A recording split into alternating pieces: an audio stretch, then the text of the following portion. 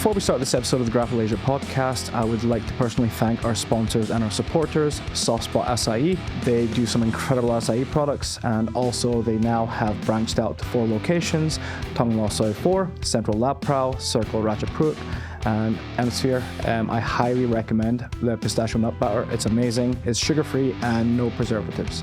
Our jiu-jitsu brand sponsor is FightAesthetic.Asia. This is the Asia branch of Aesthetic. And if you use code GRAPPLEASIA, you'll get 10% off everything except from the alpha gi. And we also supply in Thailand under FightAesthetic.th or Fight Aesthetic Thailand. They've been around since 2012, first established in the UK, and they've just gone from strength to strength, and I highly recommend all their products. And we've just launched bjjlifestyle.com, and it's an online store where we supply a lot of high quality jiu-jitsu brands, and if you use Grapple Asia 10, you'll get 10% off your first order at bjjlifestyle.com. Thank you. A shout out to our sponsor, creontes.com, the memetic lifestyle band in grappling and performance sports. They create stylish jiu-jitsu apparel with a twist of humor, and they built quite a cult following and community as well. If you use the discount code Grapple Asia, you'll get 10% off all orders, and give them a follow as well on Chief Creonte. And again, the website name is creontes.com. So this is Grapple Asia, and I've got the creator of Roaming Rolls, which is basically a content platform for jiu-jitsu. And the person's name is Peter Mcnulty. Is that how you pronounce it? That's perfect. The one. Is it British or is it an Irish name? It's an Irish name. It's an Irish name. Yeah, I thought that as well. Yeah. So I've seen you going around to various places. For example, like the Spider Invitational in Korea.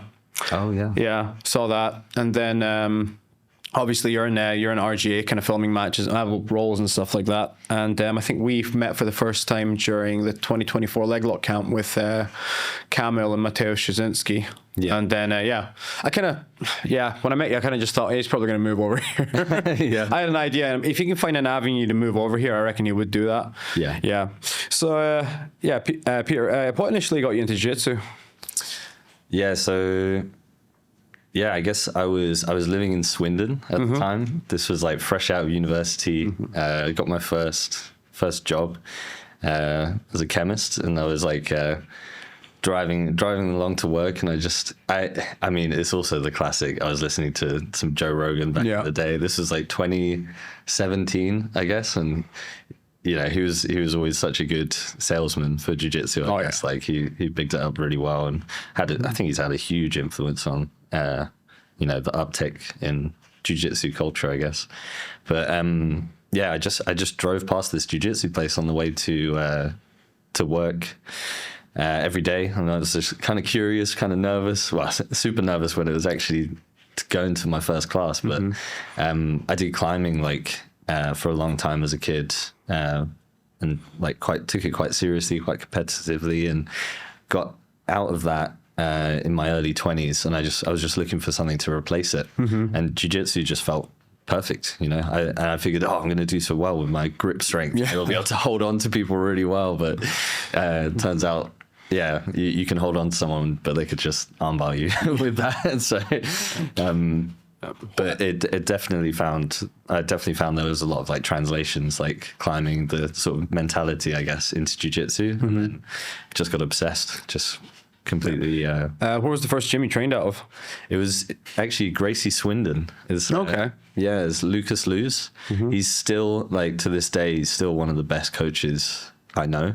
Like, and I've trained with, I've received coaching from a lot of like world-class people. I'd say, like, in terms of building a culture and attention to detail and molding the advice he gives to like each person and stuff, he was always a great coach and proper like traditional Brazilian sort of jiu-jitsu practitioner, and got me sort of hooked on that kind of culture, like to begin with. And then you start to see like, there's all these other branches of jiu-jitsu and like how people approach it and stuff. But those are kind of my roots. And then from then, just like I've been bouncing around so many different gyms from then. Gracie Swindon, that's like the offshoot with Henner and Huron. No, this one is under was it Hobin Gracie? He's the youngest. Yeah, right. Okay. Barcelona. But Yeah, so it's not the like Gracie University offshoot, but yeah, one of his affiliates. Yeah, because there's a lot of Gracie Bahas in the UK. And then obviously there's a couple of Carson Gracies, for example. I'm trying to think of some other teams. Obviously Hodger Gracie, which is like one of the big ones now. Yeah. It's funny how Carson Gracie and Roger Gracie, they're all in Hammersmith now. Yeah. It's a good location. I used to go to Carson Gracie for like week camps just a couple of times a year. Ooh. Yeah. Yeah, they rolled hard. Yeah, they're notorious for that. Yeah. London, Carson Gracie, like they go super hard. So my geography of the UK, well, England part is pretty bad. Scotland I know a little bit more of, but obviously, so after Swindon, you moved to London? After Swindon, I moved to Korea. Ah, okay. Yeah. What were you doing there? Started working in chemistry and quickly realized this isn't, why I took chemistry. I just like thinking about science and research, but I didn't want to go into a PhD. But industry just felt like there wasn't much chemistry there, and at least in the job I was in. So, and being in Swindon, I was just like, I need a change, like a radical change, to have some time to like figure out actually what I want to do. And Korea just jumped out to me as this, like, it was either Japan or Korea. Korea seemed more mysterious because I didn't know much about it. And so, went out to teach English in Korea for like 2.5 years, straight after Swindon, and continued training out there. What did you train in Korea? So I was at Kingdom. I was at a few gyms, but settled at Kingdom Brazilian Jiu-Jitsu in Bokyeon. Okay. Yeah, which is in Daegu. That they had Haejin Park, or Park Haejin, if you say it correctly. He was like a Road FC champion at one point. He was one of the coaches there, and oh my god, I'm blanking on his name, but he's a massive person. He's kind of like a Henzo Gracie character. Oh, really? Yeah, but Korean dude, like black belt, and amazing agility and sense of balance, and just a bit of a legend, that guy. But he harvested like a really good culture sort of gym. Bulguk is his name, Bulguk, and that's where I trained, and as well with Tom Jessup, he was there as well. He's like, he used to do this page called Footlock Fire. They got quite big on Instagram and stuff, but he's also like great mind for jiu-jitsu. Like, he's now starting his own gym out in Korea as well, called On the Ground, which is like English teaching and jiu-jitsu mixed together. So like those guys in that gym, and I could like name many other people as well. Like, just we're all part of like a great culture we had out there. Is there anything culturally distinct you'd say that sets Korean jiu-jitsu out from other countries?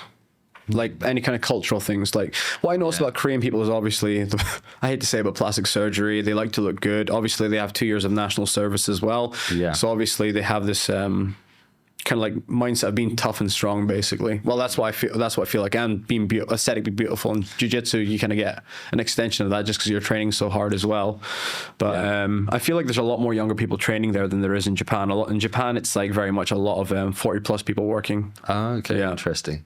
Yeah, in Korea, there's like a big affinity for the gi. They love the gi in Korea. They love all the like lasso guard, spider guard, De La Riva stuff, and berimbolos. Like, and you get like white belts out there that are doing, crab ride berimbolos. I remember some white belt came to visit in Bristol at a gym, and he started doing like trying to do matrix back takes on me and stuff. I was like, bro, these guys are technical. Yeah. They love the gi. There's also like a growing culture in the nogi as well. Like, I guess in terms of how they approach it, like, they're very technical, but you can get some tough rolls. Like, people tend to go pretty hard. Belts are huge out there. Like, obviously, like the sort of that hierarchy is plays quite a role in the gym, I guess. I think that'd be quite similar with Korea and Japan as well, I guess, with hierarchy. Well, they do 2 years in military structure as well, obviously. Yeah. And obviously martial arts is a big culture there, like taekwondo, and they do a whole, obviously, the Kyokushin karate. I think the head guy of that was actually like a Korean expat that moved to Japan, basically. Oh, yeah. Yeah. So 2.5 years in Korea. Why did you decide to leave? Yeah, for me, it was just a case of I was teaching English. I loved the job and I loved like the work. The kids were great. Like you get some like hilarious characters there and stuff, but and much better than British public schools, like for teaching, like growing up in that system. But yeah, it just wasn't something I wanted to do like full time as like as a career. So whilst I was out there, I was like teaching myself coding, and I was just like, you know, I'm going to give the UK another try, and taught myself coding and picked up a job back in the UK eventually to start my career supposedly as I thought. But I've had a lot of career changes over the years. But yeah, like it was never like I was never really sick of Korea or anything like that. It was simply a case of if I was to live out there, I'd have to teach English, and I didn't want to do that full time for the rest of my life. Yeah, you're kind of limited in choices, especially when you're a foreigner coming into an Asian country. Japan's quite similar in that regard, unless you're moved over there when you're working for like an international company in the US or the UK or whatever. Yeah. I mean, Thailand's pretty similar in that regard as well. When you meet most of the Brits or like quite a lot of the expats, they're all English teachers or they work in schools, right? Yeah, exactly. It's definitely hoops you have to jump through for these, but doesn't seem like the English level really grows that much. I think Thailand and Japan, I don't know about Korea, but like I think those are the top 3 countries that can speak English, basically. Yeah, Korea had like it was kind of like a, I don't know when it was, but they changed it to, you know, bring in all these expats because the students were very good at like studying the language and like written language reading, but the speaking conversational, like especially like you get a lot of shy students and I guess the Korean culture is a bit more not so in your face, not like, you know, American culture and stuff like that. People are a bit more socially anxious and stuff. So conversationally, they needed like people to speak to face to face and like get a better understanding of the culture and stuff. So that's why they started bringing in a bunch of like expats, basically. But yeah, whether it's helped, I'm not sure. But English seems to be getting better, at least slowly but surely. So you came back as let's say a programmer. And did you move back to Swindon or did you go straight to London? I went to Bristol when I came back because, the plan was pick up the coding and pick up the music again because I used to play a few instruments and stuff, and Bristol's music scene is great. And I quickly realized, like, I don't know, as much time as I was putting into like getting, trying to, especially the drums, I wanted to get better at the drums. I kept hitting these like walls and stuff, and I also realized like I don't really like performing on a stage. I'd like just playing music for myself. Yeah. So that whole sort of dream of like, I'm going to start a band in Bristol and playing publicly. Playing publicly. I was kind of quickly like, okay, it's not for me. I think that was one of my biggest fears, especially when I was in high school. I played the guitar a little bit as well, and whenever they told me I had to like play in front of people, I just shut down myself. Yeah, mate. Like, just like all technique goes out the window and stuff like that. Like, but for some reason, that's what I thought would be the case in competition as well. But it's a different kind of nerves. Yeah. And you kind of fall back to, I guess the stress of the situation like forces you to fall back to the techniques you've learned. So competition was a different kind of like, anxiety, but something I think I'm more open to than performing on the stage. Okay. So roaming rolls, when did it start and how did it start? Yeah, so roaming rolls started in Korea. I just wanted to, it was just the classic, you get your blue belt. It's like, I could either put BJJ in my Instagram handle or I could try and start a jiu-jitsu brand. And you get all the black belts making fun of you and stuff. And you're like, oh, he's a blue belt. He started jiu-jitsu now. But I didn't know what I wanted it to be when I started it. I just wanted to put something out into the world that was like my own thing and just kind of figure it out as I go along. So originally like roaming rolls started as like articles. I did a website. It was also whilst I was learning coding, so I was practicing building a website. Yeah. And I'd do these articles, like a bit of studies on, I don't know, like I did a study on most common sort of injuries in competition and stuff like that, and just any topic that would interest me. And then I sort of had this idea in my head. It was just like, I would love to one day like make a living out of just traveling, and because what I love doing is like dropping into jiu-jitsu gyms and stuff, like meet all these different people, and like the roles are very different, and you learn so much. Like you get to, you know, like cross training, right? Yeah. You get to try all these different styles. And so yeah, I really wanted to somehow figure out a way to like generate an income off that eventually. But in the meantime, I'd just be sort of doing it on the side. Yeah. So I picked up a camera and started just filming like horizontally at the start, just like, and I think for YouTube initially, and like taking pictures and stuff, and you know, just, and it's similar with coding. Like it's a trial and error process. You just, you know, you keep being shit until you're not completely shit. Yeah, 100%. Yeah. And I've always loved that kind of stuff. Like I've never been the best student, but I love like teaching myself stuff, like instruments, like picking up guitar and stuff, just trial and error, like watching YouTube videos and stuff. Yeah. So yeah, I picked up the camera, started moving away from articles, and actually like you're like BJJ Asia and also like Globetrotters, I guess they were my two sort of biggest inspirations for like, I'd like to try and make because I love what you guys do, like listing all the gyms. Yeah. I was like, I wonder if I can make some kind of like database of like all the jiu-jitsu gyms or jiu-jitsu competitions and stuff. And then, you know, now we've got like smooth comp and stuff like that, like people who actually did it well. Yeah, exactly. Yeah. Was I quickly realized like I couldn't find a way to like automate it, you know, like populating the database without going through it all yourself. And that's pretty much what I did. Like when I was working for a Japanese company here initially, living in Thailand, I came here for like 3 years working for a construction company. Yeah. And then this whole idea of BJJ Asia came along, and basically during my 9 to 5, I just kept on trying to find gyms and just like putting them in an address and just inputting the data and stuff like that. Yeah. Eventually, I think a few years into it, there's 2 other partners, and I kind of got to the point where I kind of really wanted to kind of like shit or get off the pot, and I really wanted to try and progress it and do something. But obviously, when you have 3 partners working on something, they have a different idea, or maybe they're kind of like lagging because they're really busy with their own personal work and stuff like that. So I just thought, oh, screw it, I'll start a podcast, and we'll see where we go from there. Basically, Taka, one of the guys that founded Modal, for example, they just started, and I said, "Oh, could I do a podcast with you?" And I mean, if I'm gonna like start something, I might as well start and give money to my mate who I know is good at filming stuff. So yeah. So it kind of went from there. First guy I ever filmed was Jack Brown. He's back in Glasgow right now. Nice. And he was teaching at Arete for about 7 months because he was traveling around with his wife. Yeah.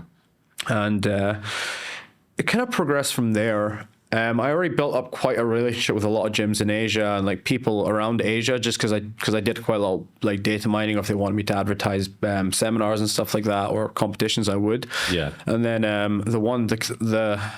the podcast that broke the camel's back was the one with Aaron Go from Leverage in Malaysia.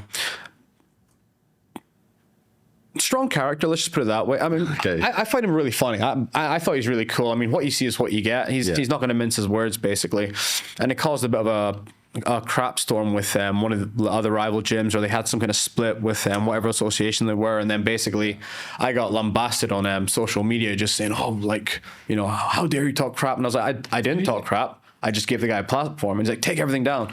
I was like, no, absolutely not. And then one of my partners basically said, I can't believe you let this low IQ piece of shit on the show and all this kind of stuff. And I was like, no. Yeah. First of all, you don't know the situation. You know, he just got really nervous about the pushback he got. But in the end, like, they settle stuff, you know. All it takes is about a month or 2 before they sit down and have a chat, and like they can settle things properly, right? Yeah. So I was just like, and then before I knew it, I was like, basically just, okay, fair enough. I'm gonna, like, I kind of knew already that like they didn't like the fact that I was doing a podcast. So I just thought, you know what, I'll just have a plan B where I just make my own thing. And do all the things that I wanted to do that I couldn't do because they wouldn't give me the green light to do it. And basically here we are now, basically. Oh, fair enough. Yeah. It's interesting, isn't it? How much it changes over time. Like that's what I like. It's just constantly like a growing process, figuring out what kind of stuff you enjoy doing the most, especially not necessarily what resonates with most people. I think that was the biggest mistake I made when I started Roman Rolls, was like, how can I garner attention? Like, how, what are the people interested in and stuff like that, rather than like what I was interested in. Yeah.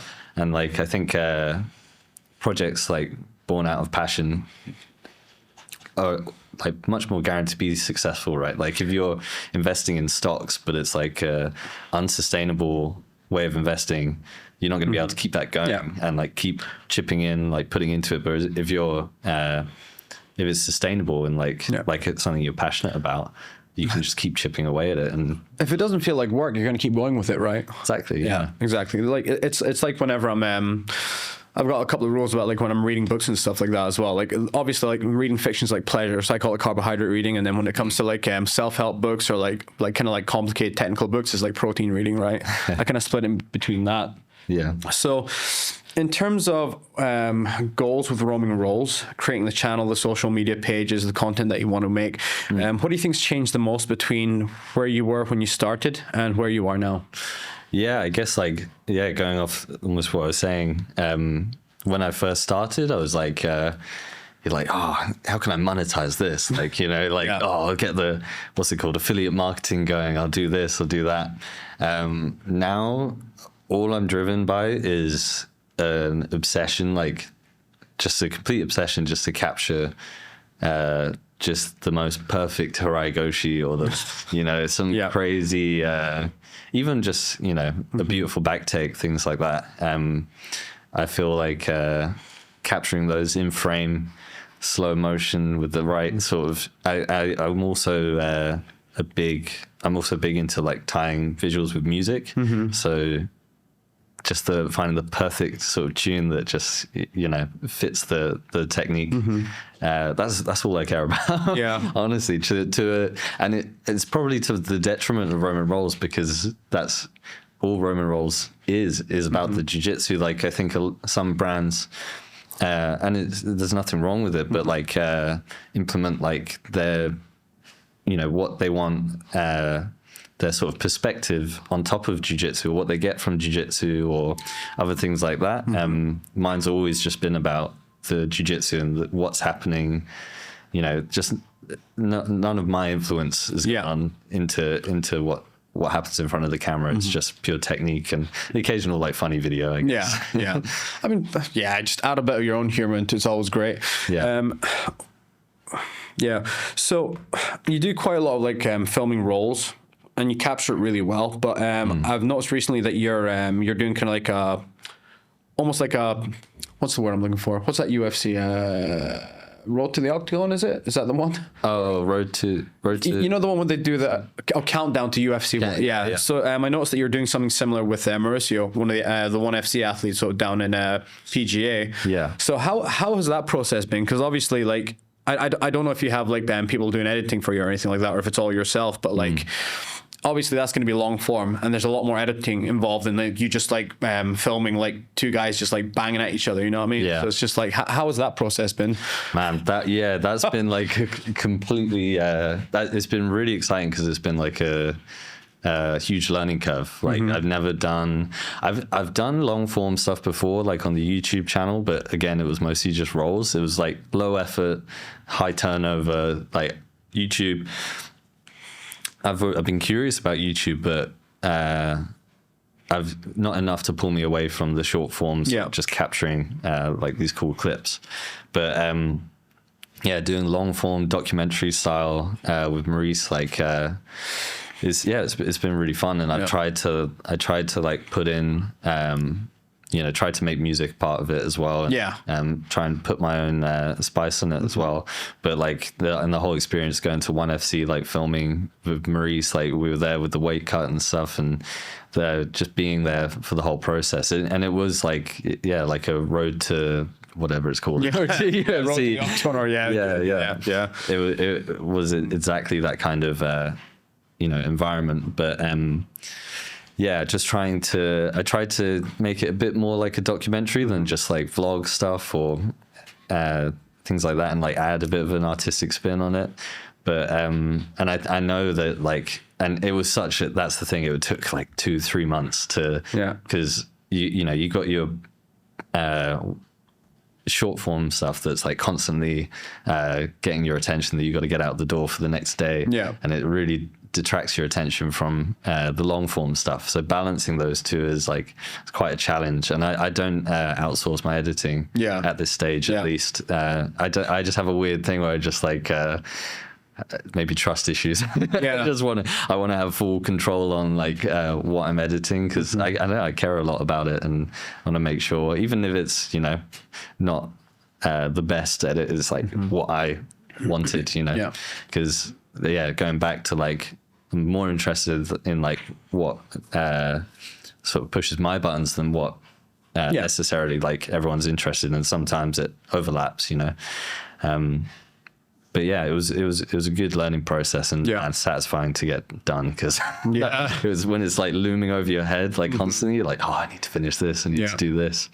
It's quite a challenge, but that was the biggest thing with long form. Like once it's done and you've put all that time into it and stuff, it's really satisfying. Like no matter how many views it gets or anything like that, it's just like it's done now, it's created, and it's out there in the universe, so it was a fun process. That's cool. And that was like your first kind of long form kind of like storytelling with like a long period of time leading up to like the fight, for example. That was storytelling is the biggest sort of new sort of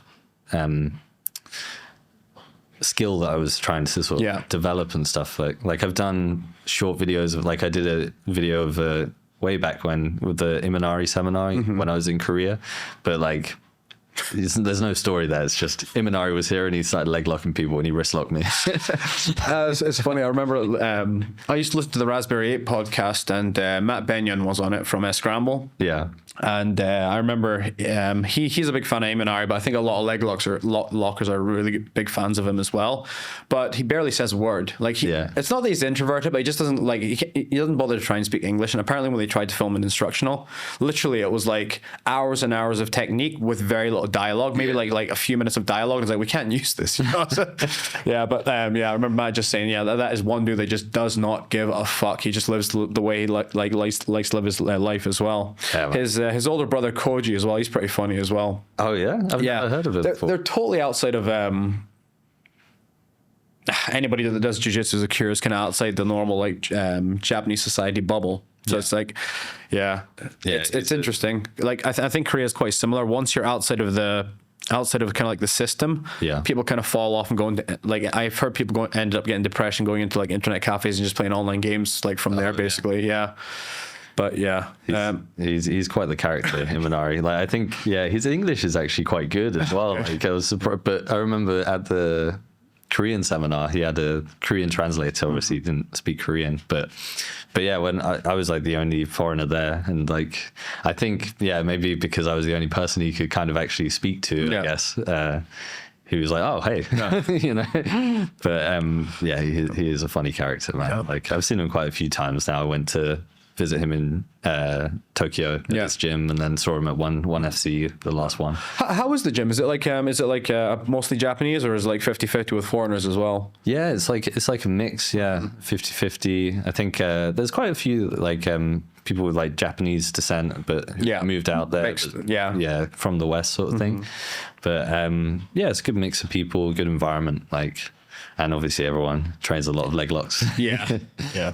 So my next question is, now you're based in Phuket, you're in the UK for quite a while, and then you moved to Phuket. What was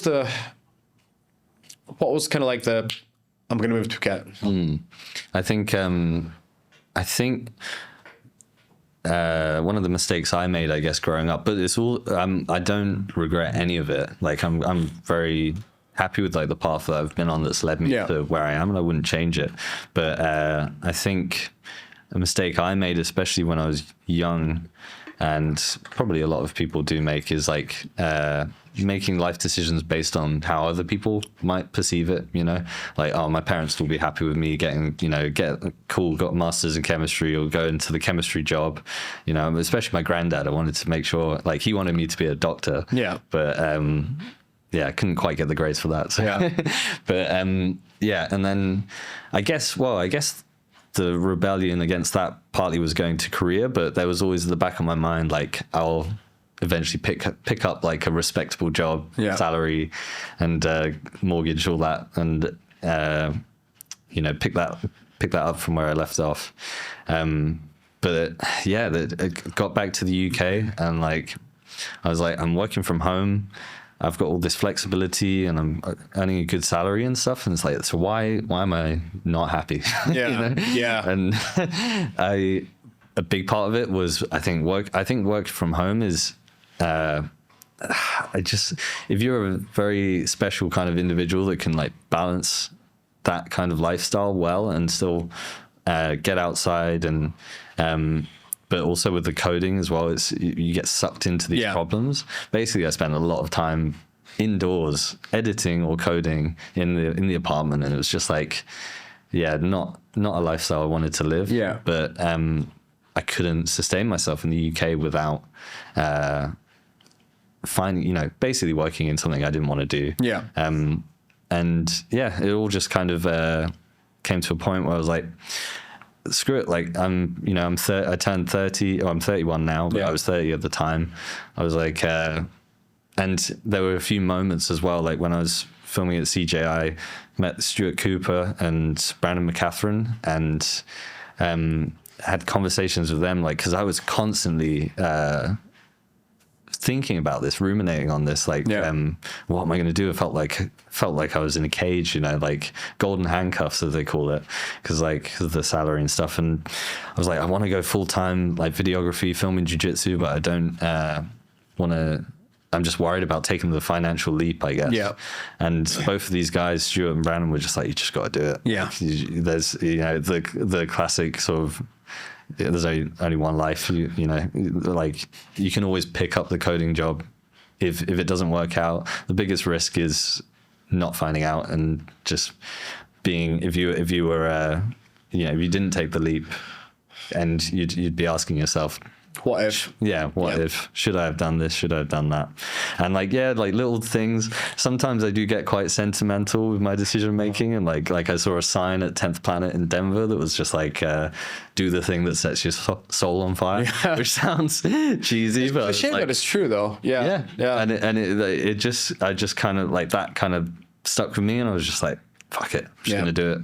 And I kind of started going down the path of Stuart Cooper, I guess, now living in Phuket, filming, training. And I spoke to him a whole bunch at CJI, and like we're good mates now, but he just seemed so happy and chill, and just like, I was like ball of stress, like trying to balance all the coding and stuff like that. And, you know, there's sacrifices with every path you go down. Like there's stuff I'm giving up as well, but I just, you know, it was just worth it to me in the end. And I would say my only regret is that I did it sooner, but I also think it's just worked out, you know. It's going to happen when it happens, basically. And the timing's been great. And best decision I've made for a while, I'll tell you that.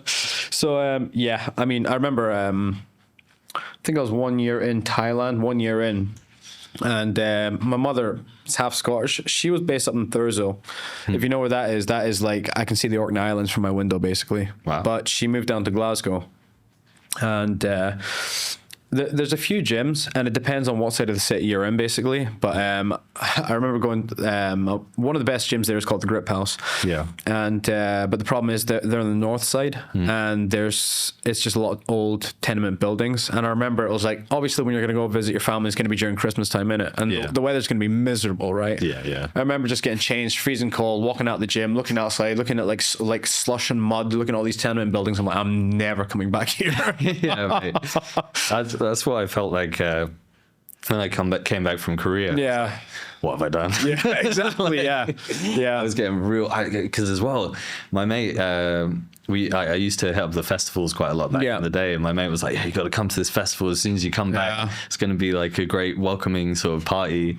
But it was the biggest. They call it like reverse culture shock or something, right? Where you get used to this other way of living. You come back and it's just like, in a festival, just like packed full of just people on drugs and stuff like that. It was just like, I remember getting like serious fucking anxiety because I was just like, I was just living a different life compared to that, way less like in your face kind of lifestyle. And I guess ever since then it's kind of just like plotting escape. I was the same as well. Yeah.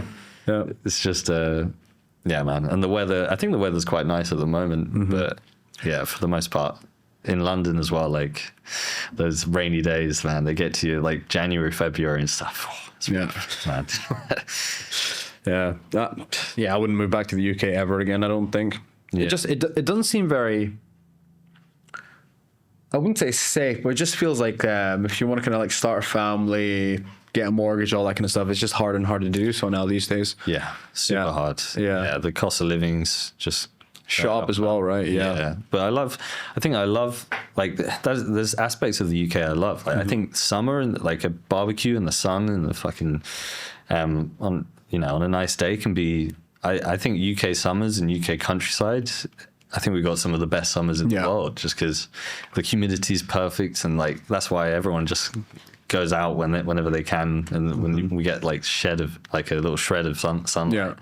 But yeah, just the overall and the people as well. I love the people, but overall it's just not a life for me. So you've moved to Thailand, but how did it happen that you ended up working and filming with Phuket Grappling Academy as a filmographer? I mean, is that the official title? I guess we like collaborate. I guess I collaborate, but like I managed the social media for those guys. It was just a case of like I met Ben in Phuket top team like 5 years ago, maybe 6 years ago now. I was green with a camera, and I was like, "Oh, can you do this is a leg lock guy. I like leg locks. Can you show us a leg lock?" And Ben showed like I think it was a shin on shin, but to the far side leg rather than when you roll to get single leg X on the near side. Since then we've just kind of been in contact a bit. I was also like, I met like a lot of the guys down there, like Alex Shields and the guys at Tiger Muay Thai when I first went down, when it was, when they were working for Tiger Muay Thai. But yeah, Ben just I was initially like curious about working with Bang Tao, but they're already so established. They've already got like 4 or 5 videographers and stuff. And I'm also just have like an OCD obsession with jiu-jitsu. So they probably want me to film like lots of different things. And I do like filming striking and stuff, but jiu-jitsu is my focus. And Ben reached out to me and was just like, would you be interested in like working together? And it was just perfect. Like it was the dream job. Like I'm the only guy there with a camera for the social media. So I just get to scratch that itch of like, just filming jiu-jitsu every day, trying to catch cool things. And, and it's all just jiu-jitsu and that sort of culture as well. And it's just, it's worked out perfectly really. But I was very, and I think it was sparked by, cause I bumped into Ben in Denver. Okay. When I was, when I was doing CJI and stuff out there. But Ben was just in Denver like for ONE FC for Maurice's fight, which that was with the same opponent that he beat in his last fight, but it got cancelled. He was just like, are there any good gyms to train at? Any good open mats in Denver right now? And I said, I'd message him just like, come to 10th Planet. We got some rolls in and stuff, and like had a bit of a chat about like Thailand, like film, like filming and training jiu-jitsu and stuff, and like where I'm at, like with my career and what I want to do. And I was basically saying to him, I want to film full time. Like, I want to be in this coding so bad. Subtle hints. Yeah, but and then I think after that it kind of like planted the seed in Ben's mind, I guess, and then he reached out to me, and the rest is history, I guess. Yeah, now that's good.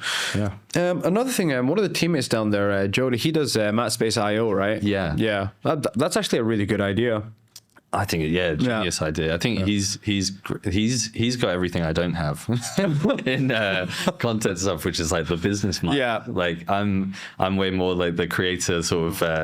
I just want to make art or something. But he's like he really knows how to generate income and build like a system that works as a business. I do like his idea, I must admit. I mean, I think that's what's going to be the standard, probably long term with a lot of the modern cities. My friends was telling me, one of my friends lives in, where is it?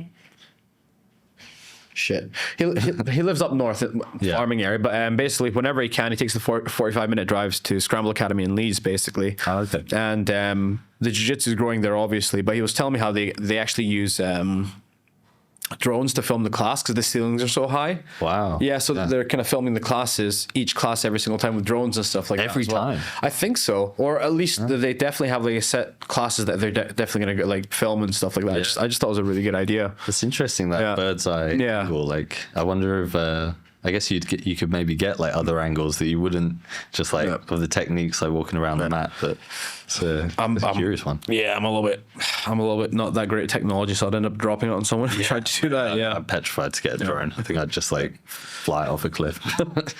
So for the listeners, I thought I'd maybe ask you, would you be able to give aspiring content creators or anybody like looking to film some stuff, a little guide to content creation and marketing, let's say, for example, like just guiding principles, let's say, for example? Yeah, I mean, so like the sort of meat and potatoes, I guess, of social media side of things. You got statistics like 7 to 13 seconds are the peak sort of duration for a video to get engagement, and then there's different types of videos that.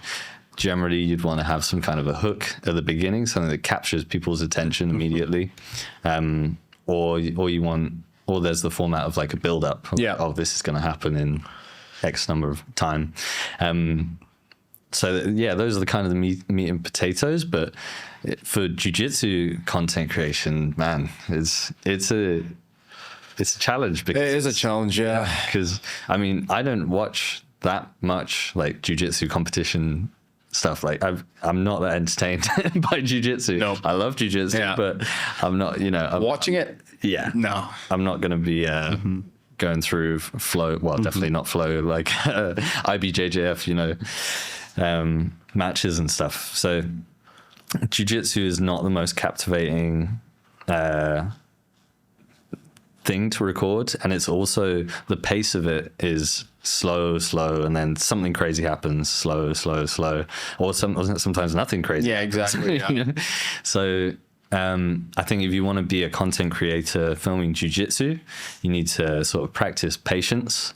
Definitely a mistake I used to make was jumping around between rounds, being like, okay, this round looks boring, I'm going to go here. This round looks boring. And then something crazy happens, and then that's the classic. And you're never going to capture everything, but for sure, like I always say this, like content is king. It doesn't matter what flashy transition you've got or what color grade you've got. I mean, it does, but they're all secondary to what's happening in front of the camera. Yeah. Like they're saying, the best camera you could use is the camera you've got, sort of thing, like capturing moments. And that's another thing.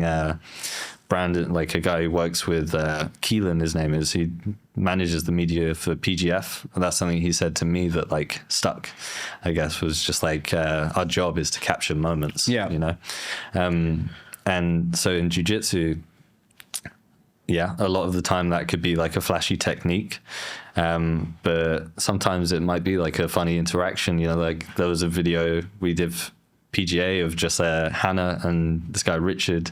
They were just like shit talking each other whilst rolling. She was like, "You can't beat a girl, you're a pussy," and stuff like that. And people really liked it because it's just funny and it's unfiltered. It shows their personality. So it doesn't always have to be jiu-jitsu. And I think PGF taught me that, especially because PGF, I wasn't doing any flashy transitions, anything too crazy. The goal was pump out content as fast as you can and, keep it engaging with minimal sort of time needed to edit. So we'd like turn over, like film and edit, turn it over in like 20 minutes, like film a clip, run into the room and like edit it. Yeah. And then post it. And like so many of the clips would get crazy views, and it was the same with CJI. Obviously, it being CJI, like you could just post Gabby walking along, waving at people, and you'd probably get a bunch of likes. So that kind of struck a chord with me, and like seeing how people worked in those environments. It was like it's all about the content and the moments. Like I think when I was coming up, I got absorbed in the technology of how I was capturing things. Like, I want to look like Grapple Club. They were a big inspiration because the quality of their content is like, it's like the golden standard. Yeah, for the UK for sure. And I think, honestly, I think their content and other people's content in the UK brought the jiu-jitsu media level in the UK, I think, is above in the US, like in terms of social media. And like obviously Flow Grappling with all their documentaries like were done really well as well. But I think there's just in terms of like capturing art and making the quality like really good. I think the UK's got a really high level, and Grapple Club sets that kind of standard. But so people get too focused on that though, I think. But at the end of the day, number one is what's happening in front of the camera, being present in the room, for all these like little interactions and like constantly scanning, like seeing if something's going to happen, I'd say that's the most important, and just not getting too bogged down with like, what color grade should I use? Color space, what editing software should I use? You can just use your phone and just put yourself in a position where interesting things are going to happen, basically. Good. But easier said than done with jiu-jitsu. 100%. Yeah. So how would you describe the jiu-jitsu scene in the UK compared to Asia right now? I mean, like UK is obviously coming up. Australia's like grown leaps and bounds. I remember going to the ADCC trials up in Rangsit last year, and I was shocked at how high level the jiu-jitsu in Australia is now.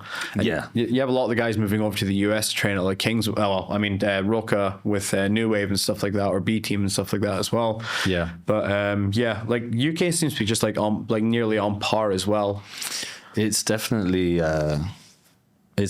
growing. Like, I think with the Los Banditos now in London, they're kind of setting the standard as like obviously London Grapple, places like that. There's loads of amazing gyms. Hodger Gracie's, like there's loads of good gyms in London, but Los Banditos has such a dense population of world-class athletes that train there frequently. What's the story with that gym? Because they're relatively new, right? Yeah. What's the background with the gym? How did it come about?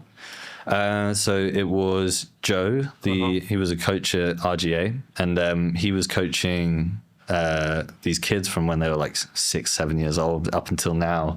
And he's got this little army of 16, 17. And it's like I guess that's another way in which like the UK is emulating the US now, is like these young guns coming up, like the K Brutolos, like from when they were 5-6, just living, breathing jiu-jitsu, rubber ligaments, they can just fucking, and crazy athleticism, But these kids, they're going to be like to watch basically, because they're coming up quick. I think Nico is his name, is he's sponsored by Progress now, and he used to mess me up all the time. But, it's demoralizing, when you get a little bit older and you have these like 15-year-olds just like running circles around you. It's but technically as well, not just exactly athleticism. It's like, what have I been doing the past 7 years? Joe he was teaching these kids, and he wanted to start his own gym for them as like a space, like not even chasing money and customers, just like a space for them to train and get as good as possible, and like make this little army of world-class teenagers.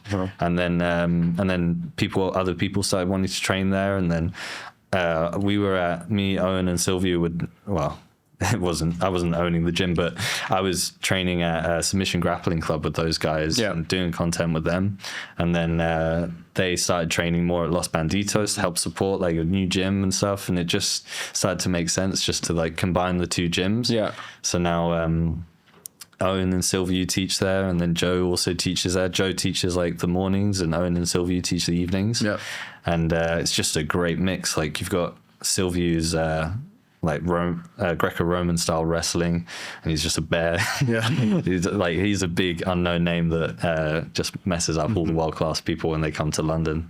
And and then you got Owen teaching also wrestling and jiu-jitsu, leg locks. Like they both have, they both incorporate their games into each other. Yeah. And then you got Joe teaching his style of jiu-jitsu is just like low pressure passing, like smashing the knee shield, and loads of other styles as well. But so yeah, it's just a great environment with lots of different coaches, lots of very high level people. You get like Taylor Pearman, Owen Jones, Faris trains there obviously, and yeah, you get a lot of Charles Negromonte as well. Yeah, all these like world class people coming in on a regular basis, and it's just a good professional environment to train in.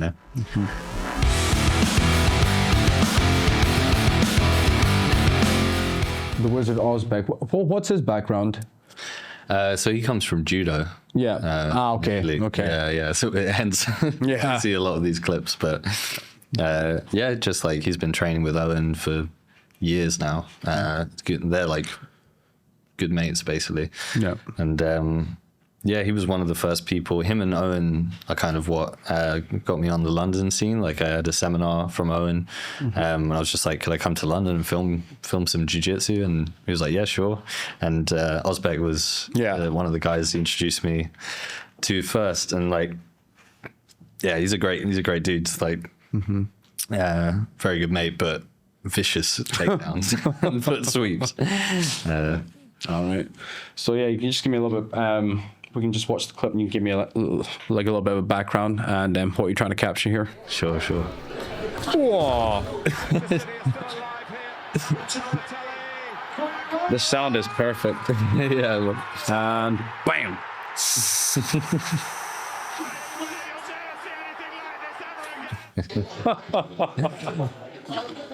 That was brutal, man. Yeah, man. Yeah, that was a good moment.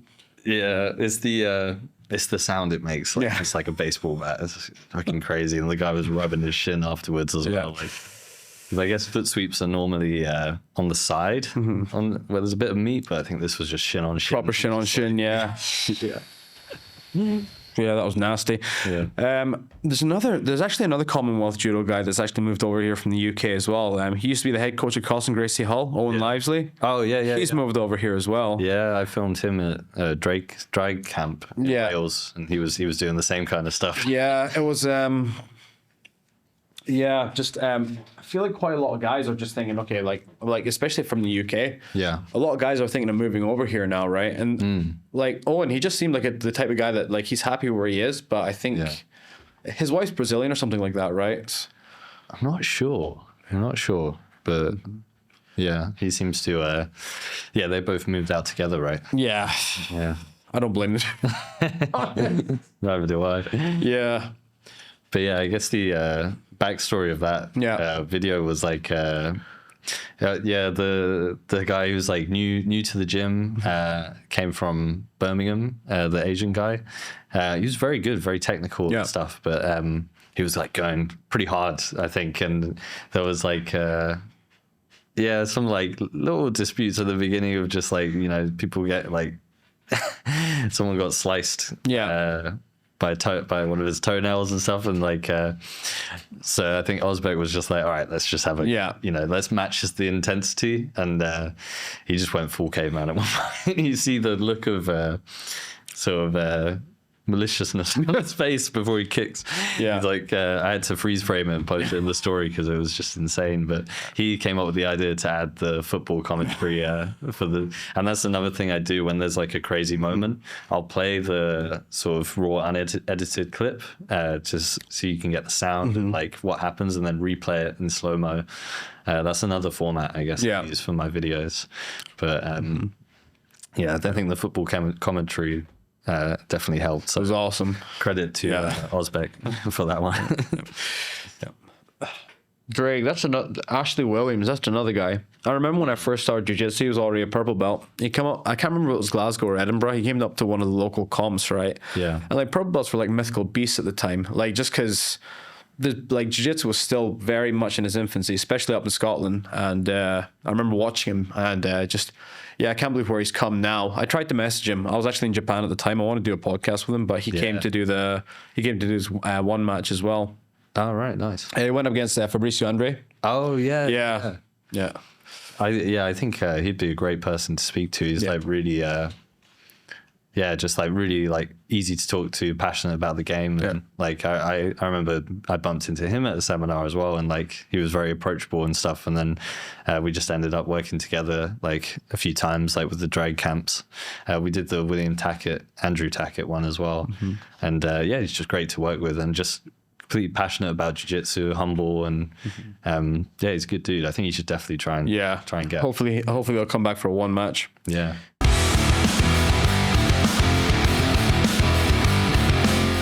My first question, timer's going to go as soon as I finish the question. Favorite athletes you've worked with? I've got to say Owen O'Flanagan, just because I resonated with him in a lot of ways and very similar sense of humor. Yeah. And he's just a very chill guy. Very open and a great teacher as well. He teaches like so many levels of detail and he's very quick to like provide the solution to any problem you've got and stuff. And I just owe like him getting me into the jiu-jitsu scene. I owe it to him, I guess, just being open to me from the get-go. But other people like the Tackett brothers, like those guys are the nicest people in jiu-jitsu. Yeah, my mate Sparks says the same thing. Super humble, super polite, you know? Yeah, so those guys were just like really accommodating when I visited them in the Fight Lab in Austin. And so just off the top of my head, those two, or three. Good answer. Shout out to the podcast that Flanagan does with Charles Allen Prince, is it? Yeah. I like that podcast. It's good banter, is it? Yeah. Charles Owen Experience. Yeah, exactly. Yeah. Shout out to them. They're really good. It's so funny. It's just them shit talking the entire time. And even if it's shit, they'll just post it anyway. There's a mate, Freddie, who just like shits on it. Yeah. He's like, it's just bad. But no, it gives me nostalgia. Like I put that on sometimes when I'm going to sleep. Yeah. It reminds me of London. Like, it's good fun. All right. Question number 2. Any specific BJJ related project or content that you would love to work on? I'd love to work with the Karate Combat guys. Ooh, good answer. Because I really love their events. Just look like, you know, similar to CJI. And I think CJI obviously took a lot of inspiration from Karate Combat, obviously with the pit, but their style of events just looks like nothing I've ever seen before. Pretty chaotic, yeah. Yeah, and when Craig describes it, you know, you got like the crazy sort of planets, like this weird screen of planets, and then these crazy characters they have on the card. Just the whole vibe looks just really exciting. Yeah, and I would love to work on that, like, and capture like more off the pit, like pit wall stuff. Okay. I ended up actually being one of the judges for the pit submission that they had in Bangkok recently. Oh yeah. Yeah. There's I can't remember who the matches were now. One of them was a Brazilian guy from Atos. He's based in Hong Kong now. Caporal, yeah, he had a match, and then there's another match as well. But it was like all the karate matches were done. Yeah, it was like the last 2 submission grappling matches at the end. And then as soon as the karate matches were done, quite a lot of people just cleared off because they don't know what they're looking at, basically, right? Yeah. It definitely changes the pace. Like at one championship, you have all these crazy fights, like Muay Thai fights, and then it was like Imanari versus Marcelo, right? Which, you know, for jiu-jitsu guys, it's like, oh my God, this is amazing. But the whole crowd just like, the vibe just went down, like went pretty silent. Like, it's one of the great challenges, you know. And the guy from Karate Combat even says like he hates putting jiu-jitsu on because it's just nowhere near as entertaining. Yeah, that's the reality, unfortunately. I mean, obviously, with Thailand as well, though, like it's like hundreds and hundreds a year culture, right? When it comes to Muay Thai as well. Yeah. So they cheer at different times that the foreigner does, like in the second or third round when things are just going to start picking up and like people kick or start doing knees and stuff like that. But yeah, I mean, I'm really happy that they do kind of push doing grappling matches at least once on a Friday night card or like doing title matches because I think that's what's going to grow. I think that's what's going to grow grappling in Asia. Yeah. 100%. Just as a quick bonus, it's not related to BJJ, but I would love to shoot a documentary on like Lethwei in Myanmar. Oh yeah, yeah, but obviously, right now I wouldn't recommend it. Yeah, so it's a bit of a fragile time, but that's a good thing. We get a lot of there's quite a few Burmese like workers in Phuket, like quite a few friends I have out here as well. It's nice to know that they're finding shelter some way, but yeah, it's right now. I haven't had updates on this. It's just progressively getting worse and worse. That's the reality of the place. Because I lived there for 3 years. Oh, really? I built like the first CrossFit gym there, Nice. and then I was like supplementing like that with like teaching jiu-jitsu 3-4 times a week as well. Sick. Just 'cause I want to keep it going. I was a purple belt at the time, and that was like, I think I was the highest rank after the brown belt left the place. Yeah. So I didn't really have much in terms of like choice. I guess I was the only guy that could teach there. So Yeah, my friend lives in Yangon at the moment as well. Like he seems to be doing all right. Yeah. If you're a foreigner and you're working in an international company, it's not too bad. But obviously, if you're a fighting man age and you don't have the resources, you can't leave the country, and you're gonna get conscripted, or you're gonna run into the jungle and fight alongside the freedom fighters. Yeah. A couple of my mates that were MMA fighters end up doing that. Really? Yeah, Wow. it's pretty crazy. That takes some balls. Yeah. So the next question: things you hate most about filming? Oh, my fucking back, bro. Does your back? It does my back in, especially like with the gimbal. Even sitting here does my back in. But I guess I got to blame jiu-jitsu mostly for that. But especially with the gimbal, like I think the hardest gig I ever did was filming this thing called Victory Invitational, and I had to lean over this balcony with a tripod, holding it like I couldn't rest it on anything, but to film over the cage. The matches were in a cage, and like I was shaking. Like I was filming for like 7 or 8 hours, and like my body was just like shaking by the end of it, and I had a bad back for weeks after that, man. But so I would say like back's probably up there, and then missing moments that's annoying. Yeah. Really grinds my gears. Especially like losing data. Like if your SD card gets corrupted, that's the worst. That's happened a couple of times with us as well. Yeah. All right, good answer. You don't have to name names, but worst athletes to work with, or you can give me a story about why it was such a pain in the ass working with them. I won't say his name, but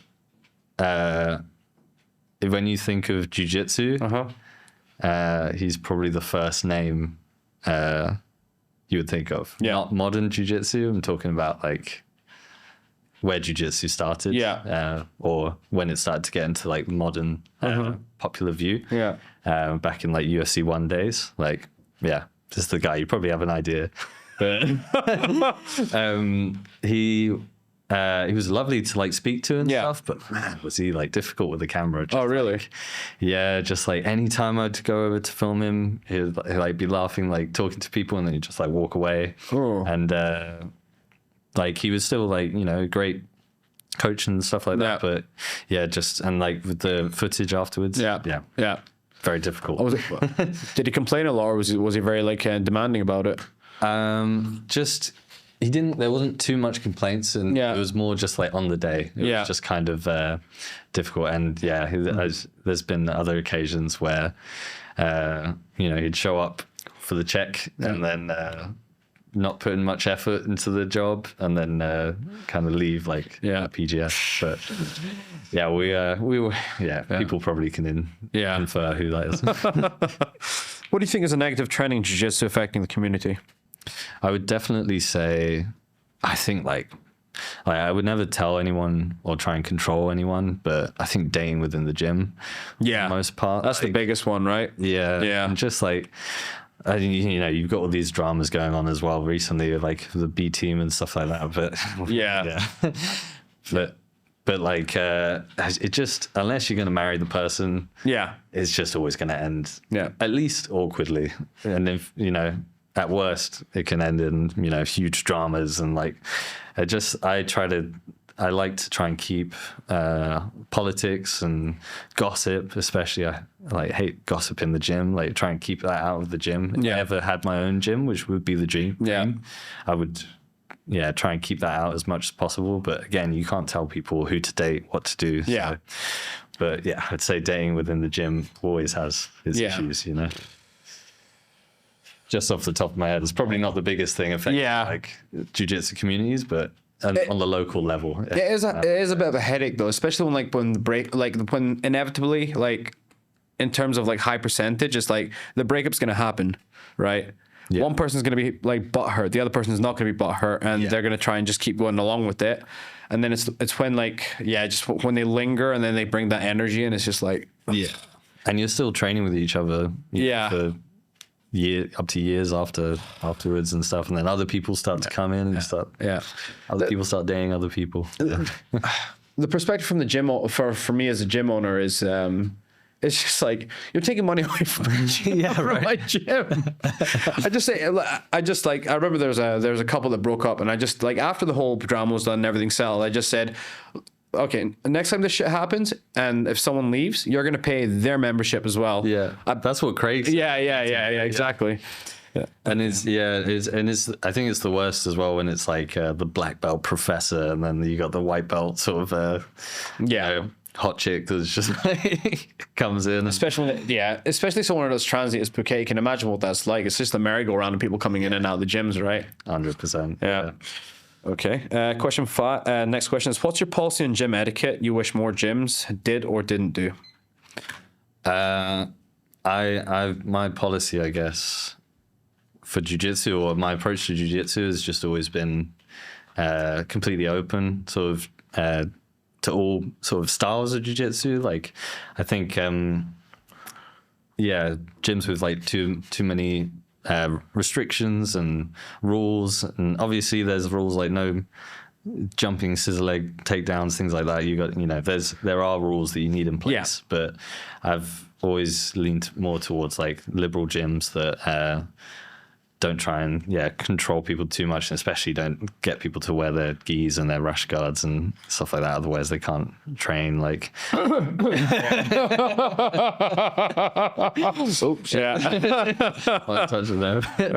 good answer.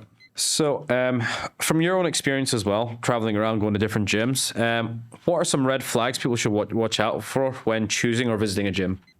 I would say gyms where everyone's just trying to win all the time. Like, obviously, is you're training, you're rolling, you're trying to win. But that can be to your own detriment sometimes if everyone's just playing their A game all the time. Sometimes you get black belts who make it all the way to black belt and they just play deep half or whatever, like one position because it's their best position, and they've got to uphold their reputation as a top dog sort of thing. So they don't explore, like there's no like curiosity with training. Like, it is the cliche, like keep it playful. There should be obviously there should be different modalities of training, like different intensities, but part of that should be, you know, playful and being able to explore. So that trying to win every time can be a real detriment, I think. I think that was one of the more mind-blowing conversations I had was with Joseph, talking about that, how he trains and how his mind works when it comes to training as well. Yeah, that was quite eye-opening as well. But Gary Tonin as well, like he'd always talk about, like he'd say I get submitted all the time in the gym.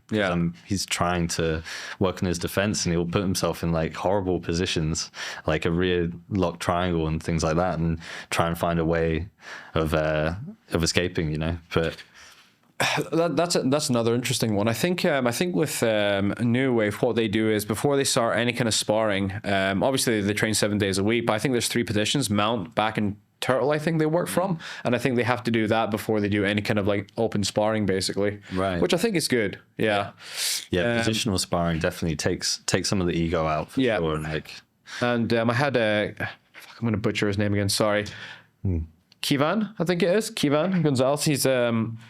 He's the coach for Gianni, and he's got Bodega Jiu-Jitsu as well. They came for a match for one recently. Nice. His social media is funny as hell. I don't know if you've ever seen his some of his clips that he does, but like he pretends to be one of the guys that calls out the athletes at like an IBJJF competition, and he reads out Brazilian's name. He's like, oh, he's probably going to win the whole thing because of the name and stuff like that. Good sense of humor, but these kind of reels that he did and TikToks that he did actually paid his rent during lockdown as well. Wow. But yeah, he's good. He's got a great sense of humor.